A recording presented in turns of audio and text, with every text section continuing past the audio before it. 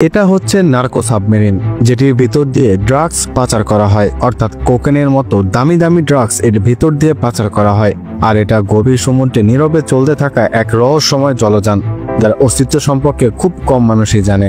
মাঝে মধ্যে দু একটা ভিডিও ভাইরাল হয় ঠিকই, কিন্তু সেগুলো হাতে গোনে খুবই নগণ্য। আর এটা সাধারণ সাবমেরিনের মতো দেখতে হলেও এটাকে বলা হয় নার্কো সাবমেরিন। অবৈধ মাদক পাচারের জন্য তৈরি এই সাবমেরিনগুলো প্রযুক্তির শীর্ষ সীমায় পৌঁছেছে। চলুন তাহলে বিশ্বের সবচেয়ে উন্নত নার্কো সাবমেরিন সম্পর্কে, যা আইনশৃঙ্খলা বাহিনীর জন্য এক দুঃস্বপ্ন। নার্কো সাবমেরিন মূলত একটি বিশেষ ধরনের জলযানকে বোঝায়, যা ড্রাগস পাচারের জন্য ব্যবহৃত হয়।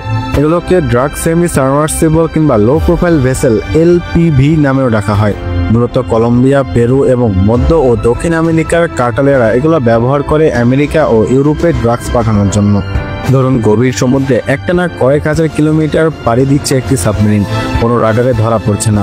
আধুনিক নার্কো সাবমেরিনগুলোর এই কাজটাই করতে সক্ষম হয়। এগুলো পানির নিচে লুকিয়ে চলার জন্য তৈরি, তাই সহজে রাডার এড়িয়ে যেতে পারে। ডিজেল ও ইলেকট্রিক ইঞ্জিন ব্যবহার করে, যা খুব কম শব্দ করে এবং দীর্ঘ পথ পাড়ি দিতে সক্ষম। সর্বাধুনিক সাবমেরিনগুলোর ধারণ ক্ষমতা 5 থেকে 10 টন পর্যন্ত, যা কয়েকশো মিলিয়ন ডলারের কোকেন বহন করতে পারে।